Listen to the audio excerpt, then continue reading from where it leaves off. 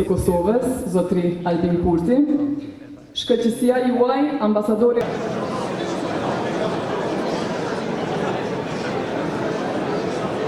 Për qeverinë e Republikës Kosovës, bujqësia nuk është vetëm një sektor tradicional, por është një nga shtyllat kryesore të zhvillimit e të rritjes ekonomike, të sigurisë ushqimore e të ekonomisë prodhuese.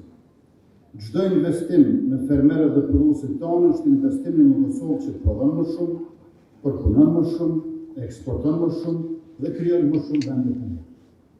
Për ne bujqësia është një çështje e sovranitetit ushqimor.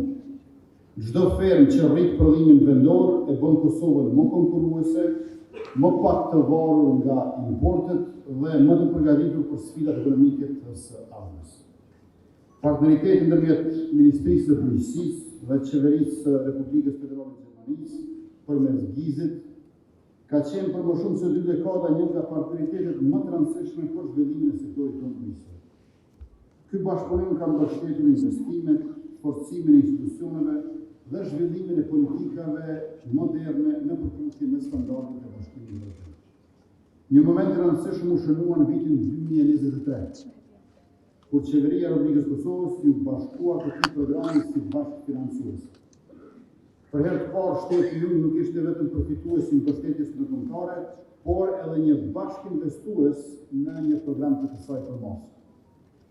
Ky është një hap i rëndësishëm drejt marrjes së përgjegjësisë më të madhe për zhvillimin ekonomik të vendit. Interesimi për këtë program ka qenë jashtëzakonisht.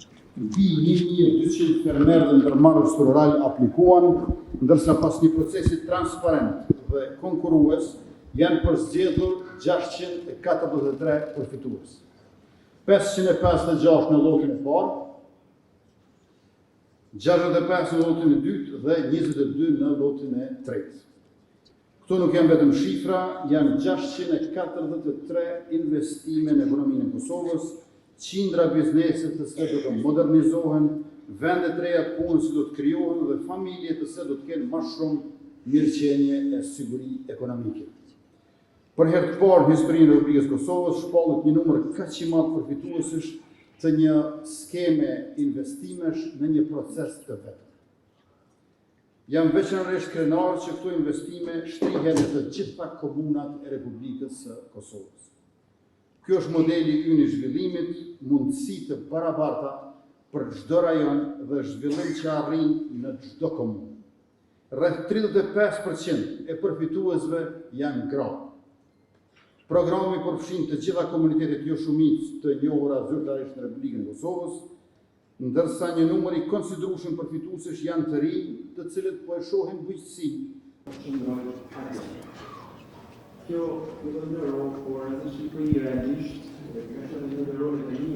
Interesimi i qytetarëve ka qenë jashtëzakonisht i madh për këtë program. Janë pranuar 915 aplikime, ndërsa pasi procesi transparent, konkurrues dhe mbi të gjitha meritor të përzgjedhjes janë shpallur 556 përfitues, të cilët do të realizojnë këto investime në të gjitha komunat e Kosovës. Grantet individuale deri në 5.000 euro do të mbështesin investime në sektor me potencial të lartë zhvillimor për Kosovën. Agroturizmi, prodhimi i mjalit, përpunimi i produkteve bujqësore, kultivimi i bimëve mjekësore dhe aromatike, kultivimi i produkteve jo drusore në zonat rurale, shpestaria, akvakultura dhe aktivitetet tjera inovative në zonat rurale. Jemi të kënaqur posaçërisht që ky program mes tjerash promovon edhe barazinë, qasjen e barabartë dhe gjithëpërfshirjen në skemat tona mbështetëse. Dhe ky do të jetë një instrument në vazhdim, po aq i rëndësishëm sa gjithëpërfshirja e gjitha zonave gjeografike.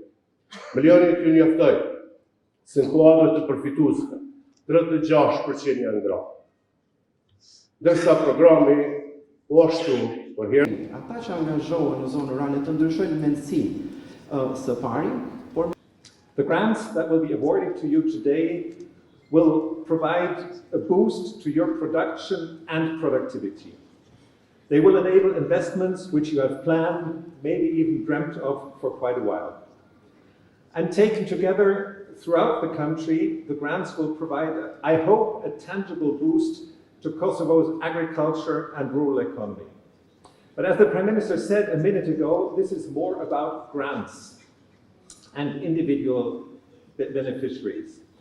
This scheme also stands out because it marks a new form of partnership between our countries. For the first time, the government of Kosovo has joined German cooperation with significant own funds in financing a large-scale rural development initiative. This joint investment demonstrates our common commitment to supporting rural communities, strengthening local economies, and creating opportunities for rural population throughout the country. I'm impressed that this program has received exceptional interest. Over 900 applications for small-scale subsidies were submitted. This demonstrates the strong demand of rural entrepreneurs to invest, to diversify economic activities, and thereby to contribute to local development. Today, we'll celebrate and will award 556 beneficiaries. All of you have successfully completed a transparent, competitive selection process. This means 556 new investment opportunities that will create employment, generate income, and contribute to more vibrant local economies across Kosovo.